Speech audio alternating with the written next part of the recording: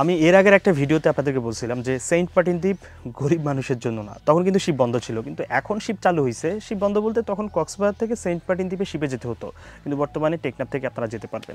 জানুয়ারির 13 তারিখ থেকে সম্ভবত শিপ চালু হয়েছে। তো এখন আপনারা 1000 থেকে 1200 টাকার ভিতরে কিন্তু যাওয়া আসা করতে পারবেন। আগে ছিল 3000 টাকা। তো আজকের ভিডিওটা আসলে এই যে 3000 টাকায় কক্সবাজার থেকে সেন্ট মার্টিন যাওয়া, বা সেই সেন্ট মার্টিনে যে কদিন ছিলাম, প্রায় এক সপ্তাহের মতো ছিলাম, ওই সম্পূর্ণ গল্পটা আমি শর্ট একটু বলার চেষ্টা করব, তখনকার অভিজ্ঞতা কেমন ছিল। তো যেটা হয়েছে, প্রথমে কিন্তু আমরা কক্সবাজার থেকে সেন্ট মার্টিন যাই কর্ণফুলী শিপে, এবং সবচেয়ে লোয়ার ক্লাস সিট যেটা হচ্ছে গ্ল্যাডিওলাস, 3000 টাকার। সিট কোয়ালিটি একটু ভালো না, জার্নি আমার একটু ভালো হয় নাই, সেদিন এসি নষ্ট ছিল, এবং এই জার্নিটা ভাই বেশ বিরক্তিকর ছিল। আর ওই জার্নিটা তো টোটাল লাগে হচ্ছে 6 থেকে 7 ঘন্টার মতো। কিন্তু এখন তো টেকনাফ থেকে শিপ ছাড়ছে, আপনারা মাত্র 2 থেকে আড়াই ঘন্টায় চলে যেতে পারবেন সেন্ট মার্টিন দ্বীপে। আর যেই শিপগুলো বর্তমানে চালু আছে, বা যে কর্ণফুলীতে যদি যান, সবগুলার শিপের টিকিট আপনারা কোথায় পাবেন, নিশ্চয়ই এটা নিয়ে একটু কনফিউশন। একটা অ্যাড্রেস আপনাদেরকে দেই, যেটা হচ্ছে হিন্দোল ট্যুরিজম বান্না ভাই। এখানে কিন্তু আপনারা যে কোনো শিপের টিকিট অথবা রিসোর্ট বুকিং করতে চাইলেও কিন্তু ওনার সাথে যোগাযোগ করতে পারেন। আর অবশ্যই আমার নামটা মেনশন করেন, হয়তো বা অনার করতে পারেন। আমি ভিডিও ডেসক্রিপশন বক্সে ওনার সকল ডিটেলস দিয়ে রাখলাম। তো যাই হোক, আমরা শিপে জার্নি করছি 7 ঘন্টা জার্নি করার পর সেন্ট মার্টিন দ্বীপে মেরিন বিচ রিসোর্টে উঠছি। ওইটা নিয়ে একটা ডিটেইলি ভিডিও আছে। তারপরে উঠছি ফ্যামিলি টাইম মোটামুটি সেন্ট মার্টিন দ্বীপের একটা প্রিমিয়াম টাইপের রিসোর্ট, মানে ওই প্লেসটা যদি আপনারা কনসিডার করেন। যাই হোক, চলেন আমরা আমাদের রুমে চেকিং করি। ব্যাগট্যাগ অলরেডি রুমে পাঠাই দিছি। হ্যাঁ, এই রিসোর্টে যেটা হচ্ছে আপনার পশ্চিম বিচের দিকে হচ্ছে এই রিসোর্টের অবস্থান। একদম প্রথম দিকে যদি আপনারা দেখেন, একদম ইনফিনিটি একটা ভিউ। আর রিসোর্টে সম্ভবত প্রায় 13টার মতো রুম। 13টার ভিতরে আমরা নিচ্ছি চাচার বাড়ি। মোস্ট ইম্পর্টেন্ট পার্ট যেটা এই রিসোর্টের, আপনার সবগুলো রুমের আলাদা আলাদা একটা নাম, এবং একটা ফ্যামিলি বন্ডিং, মানে একটা ফ্যামিলি তৈরি করার জন্য যে নামগুলো আসলে ইউজ হয়, যেমন মামার বাড়ি, খালার বাড়ি, চাচার বাড়ি, দাদার বাড়ি, এমনকি বেয়ার বাড়ি, বেআইনের বাড়ি, এই ধরনের নামও ওরা প্রত্যেকটা রুমের সামনে দিচ্ছে। তো আমরা যেটা নিচ্ছি সেটা হচ্ছে চাচার বাড়ি। আর এটা হচ্ছে বিল্ডিং এবং ইকো কাঠের তৈরি, এই দুইটার কম্বিনেশনে এই রুমগুলো। বাট এই রিসোর্টে আরও 2-1টা রুম আপনাদেরকে দেখাবো। আগে চলেন আমরা রুমটা আপনাদেরকে দেখাই। তো এটা হচ্ছে আমাদের রুম, আর রুমের নামটা কি দেখেন, চাচার বাড়ি। ঠিক আছে, রুমটা বেশ ভালো। দামটা ভালো কিনা সেটা একটু পরে বলতেছি, বাট রুমটা আপাতত আমরা ভালোই দেখতেছি। 2টা বড় বড় বেড, আর রুমের সাথে একটা চেয়ার, একটা টি টেবিল, একটা বড় আয়না। দেখেন, বিশাল বড় একটা আয়না। আর রুমের উপরের ইন্টেরিয়রটা হচ্ছে আপনার পুরো কাঠ দিয়ে তৈরি করা। হ্যাঁ, আর ওয়াশরুমটা আপনারা একটু দেখেন, আসেন ওয়াশরুমটা আপনাদেরকে দেখাই।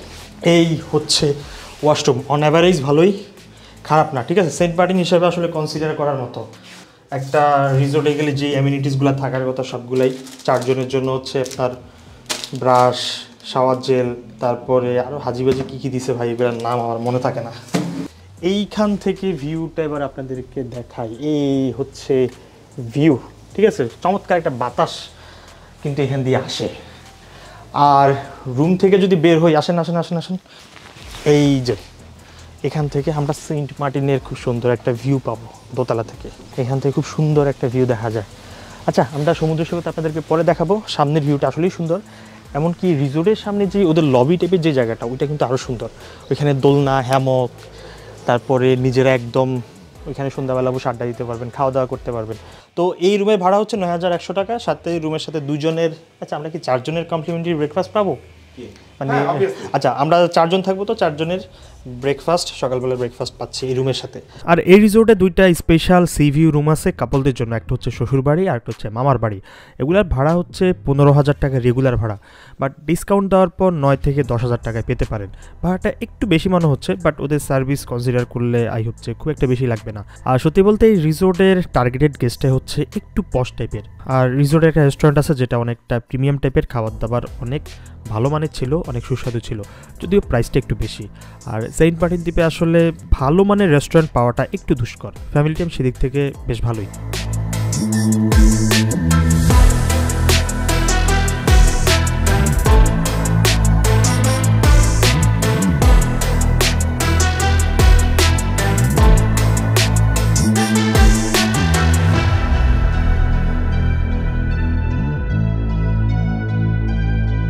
তো ফ্যামিলি টাইমে বেশ ভালো সময় কাটাইছি, কিন্তু একটা দুর্ঘটনা ঘটছে। সেটা হচ্ছে লাবিব ভাই ড্রোনটা আমি ক্র্যাশ করছি। মানে এই প্রথম কোন একটা ড্রোন আমার হাতে, মানে কোনো কিছুর সাথে লাগাইও নাই, কিছুই করি নাই, এটা হঠাৎ করেই স্ট্যাবল ছিল, নিচে পড়ে গেছে। তো ড্রোনটা কিন্তু আর উড়ে নাই, মানে এটা যে কোনো একটা মোটর বা কিছু একটা হয়েছে, ওটা ডানা টানা ভেঙে গেছে ছোট করে, মানে খুব একটা বোঝা যায় না, কিন্তু এটা কিন্তু আর উড়ে নাই। না, আমার ড্রোনের ক্ষেত্রে যদি এটা হইতো, সে কিন্তু ইজিলি ফ্লাই করতো। তো পরে অবশ্য এই ড্রোনটা ঠিক করাইতে গেছে, তারা বলতেছে যে আপনি মানে আমি বেশ কয়েকটা সিগন্যাল অ্যাভয়েড করছি, যেমনটা স্ট্রং উইন্ড, এই ধরনের অনেক সিগন্যাল দেয়, যেটা আমার ড্রোনও আসে, কিন্তু কোনো সমস্যা কখনো হয় না, এই প্রথম হয়েছে। পরে অবশ্য ড্রোনটা ঠিক করাইতে 7,000 টাকার মতো লাগছে। আমি সকাল সকাল ড্রোন ফ্লাই করছিলাম, কিন্তু ড্রোনটা ভাই ক্র্যাশ করছে। এই যে সামনে একটা গ্লাস পড়ে গেছে অটোমেটিক, মানে এই শটটা দেখলে বুঝতে পারবেন যে অটোমেটিক ড্রোন তার নিয়ন্ত্রণ হারিয়ে গেছে, নিচে টাস করে পড়ে গেছে।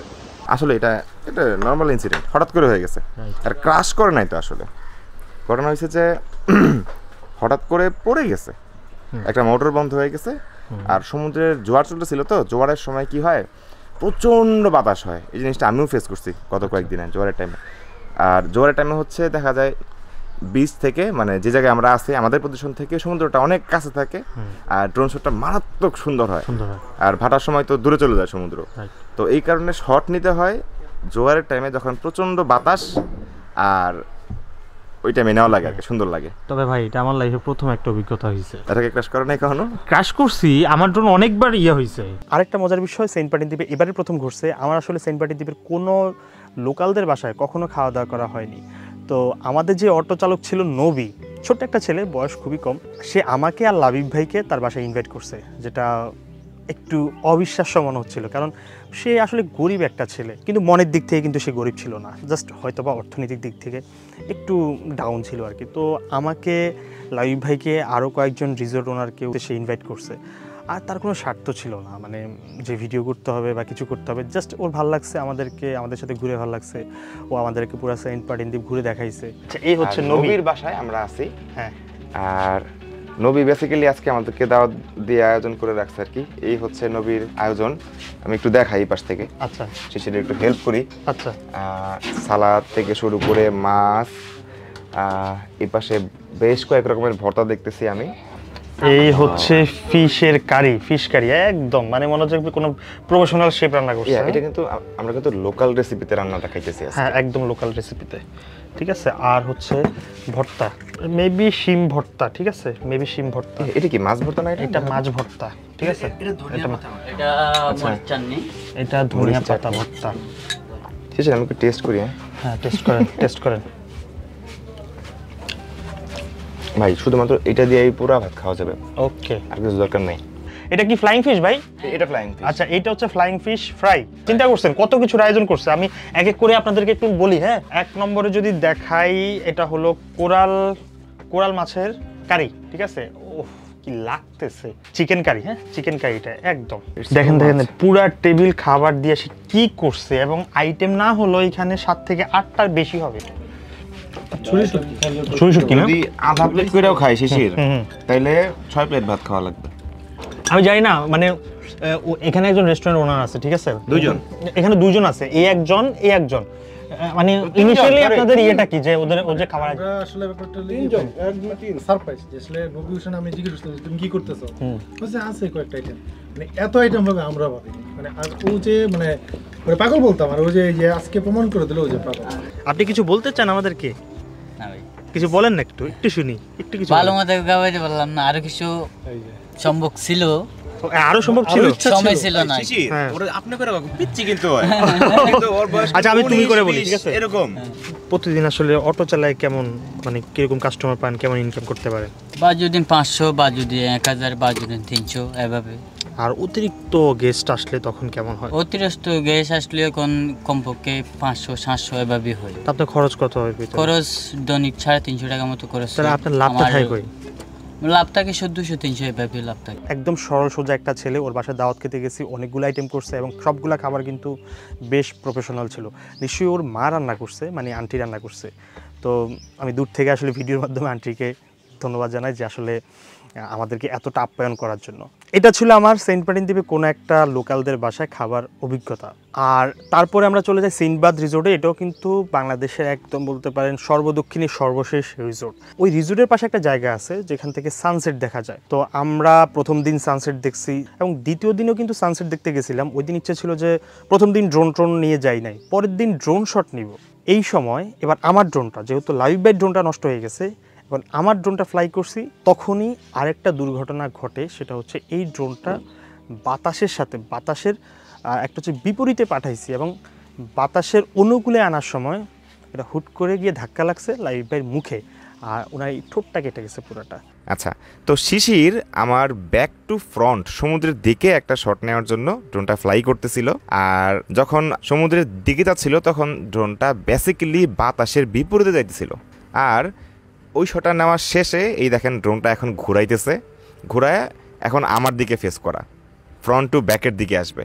তো এই সময়ে বাতাস ছিল হচ্ছে ড্রোনের পক্ষে, অর্থাৎ সমুদ্রের দিক থেকে আমার দিকে। তো প্রচণ্ড স্পিডে যখন বাতাস ড্রোনটাকে ধাক্কা দিতেছে, এর মধ্যে ড্রোনটা অ্যাকচুয়ালি কন্ট্রোল করা যায় নাই, কারণ যেই স্পিডে তার আসার কথা অপেক্ষাকৃত অনেক বেশি স্পিডে ড্রোনটা আমার দিকে আসে। আমি নিজেও দেখি নাই, পুরোটাই ঘটে গেছে হচ্ছে কয়েক সেকেন্ডের মধ্যে। আচ্ছা, মানুষের তো ইয়া কাটে, ড্রোনে মানুষের হাত কাটে না। আমারই মনে হয় জীবনে প্রথমবার, আমি প্রথমে একটু শখে ছিলাম। আচ্ছা, এই জায়গায় কাটছে নাকে, তারপরে যে গালে এখানে। না, আমি সমুদ্র দিকে, আমি বলতেছি না যে আমি আপনার মতো ডুবে যাবো। ঠোঁটটা কেটে গেছে আর ড্রোনটা এখান দিয়ে একটু ক্র্যাশ করছে, মানে হালকা ভাঙছে, কোনো কারণ না, কিন্তু ওনার তো ঠোঁটের অবস্থা খুবই অবস্থা। আচ্ছা, ঠোঁট সমস্যা নাই, তোমাদের লোক নাই তো? এটা খুবই দুঃখজনক। এই দুইটা ঘটনা একই সাথে একই দ্বীপে হয়েছে, মানে একই ট্যুরে আমার সাথে। তো আমার ড্রোনের তেমন একটা সমস্যা হয় না, কারণ আমি এই ড্রোনটা নিয়ে বেশ কনফিডেন্ট ছিলাম যে এই ড্রোনের ভাই কিচ্ছু হবে না। তো একদম ট্যুরের শেষটা হচ্ছে কি, আমরা এখন ফেরত আসবো, রিটার্ন করে চলে আসবো। আমরা শেষ লাইভ ভাইয়ের ফ্রেন্ড জুয়েল ভাই রেস্টুরেন্টে আমরা খাওয়া দাওয়া করছি। তো আপনারা ভাবতেছেন যে এটা কেমন রেস্টুরেন্ট, আসলে ওনার রেস্টুরেন্টটা একটু পেছনে ছিল, বাট এই যে পশ্চিম বিচের আশেপাশে অবকাশ রিসোর্ট বা ফ্যামিলি টাইম রিসোর্ট, এই সবগুলা রিসোর্টের সেন্টার পয়েন্টে হচ্ছে ওনার পাঁচফোড়ন রেস্টুরেন্ট। মানে এই আশেপাশের গেস্টরা কিন্তু মোটামুটি এখানে খাওয়া দাওয়া করে। তা আমরা যেদিন ফেরত আসবো, আজকেও কিন্তু কর্ণফুলী শিপে আমরা ফেরত যাব, কিন্তু দুপুরে খাওয়া দাওয়া করছি একদম বিচের পাড়ে, আর আমরা লাঞ্চ করতেছি একদম বলতে পারেন সমুদ্রের পাড়ে। আর আজকে সেন্ট মার্টিন দ্বীপে প্রচণ্ড পরিমাণে বাতাস। তো দেরি আর না করে চলেন, এখানে কি কি আছে একটু বলি। এটা হচ্ছে চিংড়ি ভুনা, তারপরে এটাকে শুটকি, না শুটকি, কি লাগতেছে ভাই রে ভাই, লোভনীয় লাগতেছে। আর হচ্ছে এটা বোয়াল চান্দা আপনার কারি। আর হচ্ছে এটা দেশি মোরগ, যেটাকে লাইভ ভাই বলতেছে সামুদ্রিক মুরগি। তারপর ডাল, তারপর সবজি, ভাত, সালাদ, আর হচ্ছে লেবু। এই হচ্ছে অবস্থা। চলেন আমরা একটু শুরু করি। ঠান্ডা নেই, এখানে বাতাস করতে পারি। শুটকি দিয়ে শুরু করতেছি। ভাই আপনি নেন।